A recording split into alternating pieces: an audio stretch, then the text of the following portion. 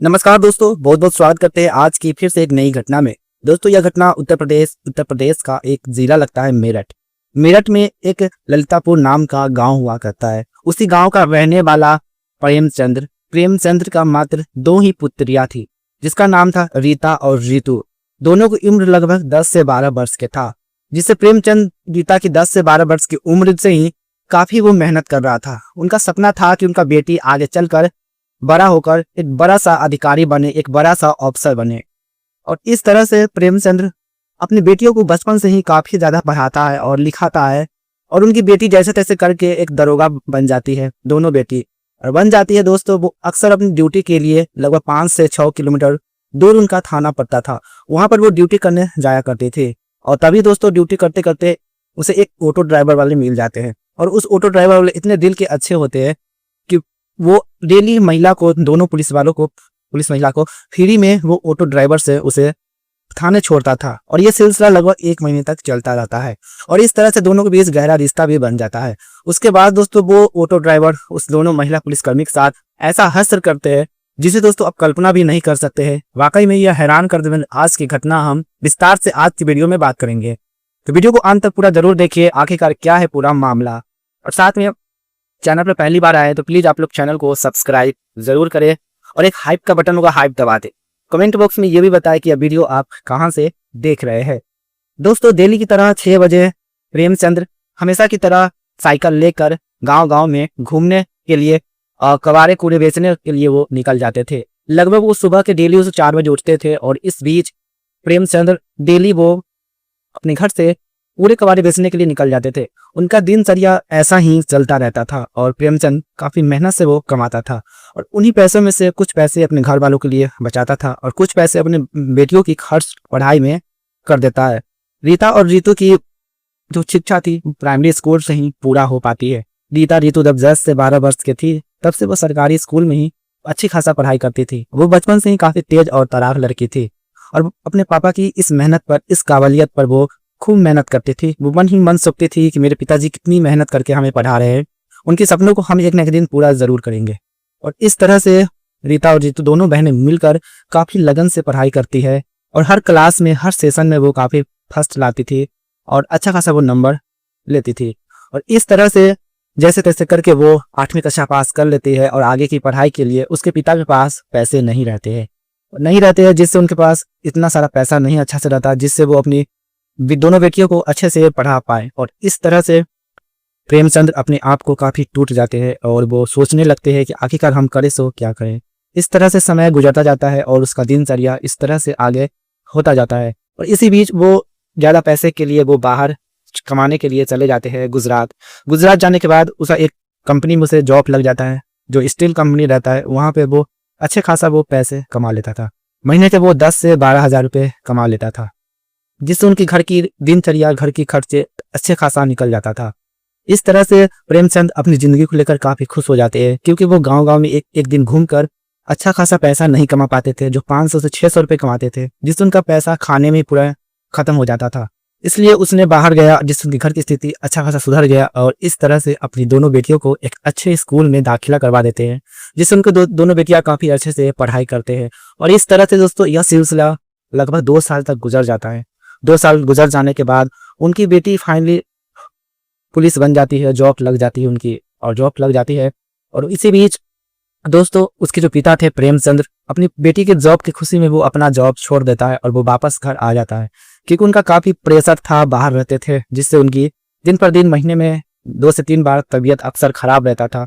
तबीयत खराब रहने के बावजूद भी वो काम में करता था, और उसका मजबूरन था काम करना, नहीं तो उनका घर का गुजारा नहीं चलता था। और इस तरह से दोस्तों दोनों बेटी के जॉब लगने के बाद उनकी जो माँ थी, उनकी माँ की जो तबीयत खराब रहती थी सालों भर, वो अपने माँ को अच्छे से हॉस्पिटल में वो इलाज करवाती है, और अपने परिवार को, अपने घर की कंडीशन को काफी अच्छा हद तक रीता और रीतू ठीक करती है। दोनों बहनें की जॉब लगने के बाद, पुलिस दरोगा बनने के बाद पूरी तरह से गांव आस पड़ोस में उसकी नाम है काफी गूंजती है, और उनके पिता की इज्जत सर से ऊपर हो जाता है। और इस तरह से समय गुजरता जाता है। लगभग रीता और रीतू की 2 साल तक ड्यूटी करने के बाद उनका ट्रांसफर उनके होम टाउन में ही पड़ जाता है, जो उसके घर से लगभग 6 किलोमीटर दूर हुआ करता था। और उस थाने में वो बहनें दोनों काफी अच्छे से ड्यूटी करते थे, और इस तरह से जे डेली आना जाना उसका लगा हुआ था। और इस तरह से दोस्तों उसकी दोनों बहनों को एक दिन ऑटो ड्राइवर जिसका नाम था राहुल की उम्र लगभग 27 से 28 साल के थे। वो अक्सर दोनों महिला दरोगा के थाने से वो अक्सर गुजरा करते थे और डेली वो ऑटो चलाया करते थे।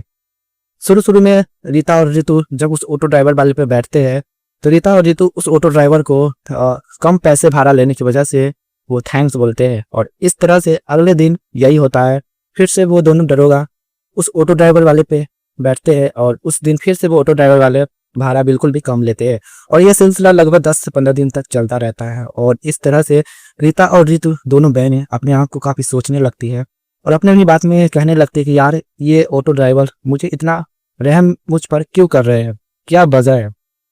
और इस तरह से दोस्तों अगले दिन दोनों बहनें ऑटो ड्राइवर वाले हमेशा की तरह वो जानता था कि ये दोनों महिला दरोगा इस टाइम पर घर से निकलती है और इस टाइम पर दरोगा अपनी ड्यूटी से वापस आती है। सुबह शाम डेली वो उसे शिफ्ट करता था, पहुंचाता था। और इस तरह से ये मामला लगभग कुछ दिन तक चलता रहता है। लगभग 1 महीना गुजर जाता है और 1 महीने के बाद वो दोनों दरोगा उस ऑटो ड्राइवर को लगभग ये सिलसिला चलता रहता है, भाड़ा कम लेना, कभी भाड़ा नहीं लेना। और इस तरह से दोनों के बीच घनी रिश्ता बन जाता है। और एक दिन दोनों महिला दरोगा कहते हैं उस ऑटो ड्राइवर को, देखो हम दोनों काफी दिनों से जानते हैं और पहचानते हैं और मुझे यह काफी खुशी हो रही है कि तुमने मुझे मदद कर रहे हो और मेरा सुबह शाम एक अच्छे से मुझे छोड़ रहे हो और मुझे यह काफी खुशी हो रही है। इसके लिए मैं चाहती हूँ कि तुम मेरे घर आओ और मेरे घर आकर एक दिन चाय पी कर जाओ।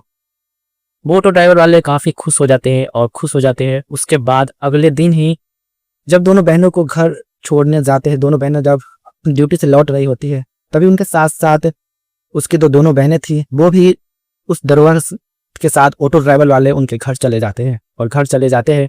और लगभग जैसे ही वो 4-5 बजे घर पहुंचते हैं, पहुंचने के बाद चाहे वो नाश्ता करने के बाद राहुल जैसे ही घर से बाहर निकलने की कोशिश करते हैं, तभी उस ऑटो ड्राइवर वाले को कहते हैं दोनों दरोगा कि देखो शाम हो चुका है, कृपया करके तुम यहीं आज के रात रुक जाओ और अगले बार तुम घर चले जाना सुबह।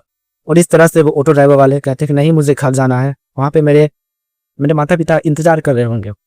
और इस तरह से वो ऑटो ड्राइवर वाले को दोनों बहनें काफी जिद करती हैं। करने के बाद वो रुक जाते हैं। उसके बाद दोस्तों वो रात का मंजर कुछ इस तरह से गुजरता है जिसे दोस्तों आप वाकई में कल्पना नहीं कर सकते हैं। तो आगे हम घटना में बात करने से पहले दोस्तों अभी तक आप लोगों ने वीडियो को लाइक नहीं किए हैं तो वीडियो को लाइक करके चैनल को सब्सक्राइब जरूर करें और कमेंट बॉक्स में ये भी बताएं कि यह वीडियो आप कहां से देख रहे हैं। और साथ में चैनल को अभी तक सब्सक्राइब नहीं किए तो प्लीज़ आप लोग चैनल को सब्सक्राइब जरूर करें। और इस तरह से रात जैसे ही गुजरता है, लगभग 9 बज जाता है, दोनों बहनें राहुल के लिए डिनर लगाते, रात का खाना उसे खिलाते। खाना खिलाने के बाद राहुल कमरे में जाकर सो जाते हैं और दोनों बहनें अपनी कमरे में सो जाते हैं। और इस तरह से लगभग रात का 12 बज जाता है, दोनों बहनें राहुल के कमरे में जाते हैं और जाने के बाद राहुल को कहते हैं कि देखो राहुल, हम दोनों काफी दिनों से एक दूसरे को जानते हैं और पहचानते हैं और मैं चाहती हूँ कि तुम मुझसे शादी कर लो। और इस तरह से दोस्तों राहुल जैसे ही सुनता है वो खुशी के मारे झूम उठता है। लेकिन दोस्तों ये शादी के बहाने दोनों महिला दरोगा उनके साथ ऐसा हश्र करने वाले थे जिसे दोस्तों आप कल्पना भी नहीं कर सकते। शादी के ढोंग पर अपनी जरूरत की चीजों को उनसे पूरा करना चाहते थे और वो महिला दरोगा राहुल के साथ सारी रात कुछ इस तरह से करते हैं जिससे दोस्तों राहुल दोनों को कंट्रोल कर पाना उसकी बस की बात नहीं था, लेकिन मजबूरन जबरदस्ती उससे करना पड़ा, जिससे राहुल को दोस्तों इस हादसे का वो शिकार हो जाता है। उनका वहीं पर मौत हो जाते हैं जिससे दोनों दरोगा काफी घबरा जाते हैं और काफी सोचने लगते हैं कि यार मैंने अपनी जरूरत के लिए कितनी बड़ी गलती कर दी है।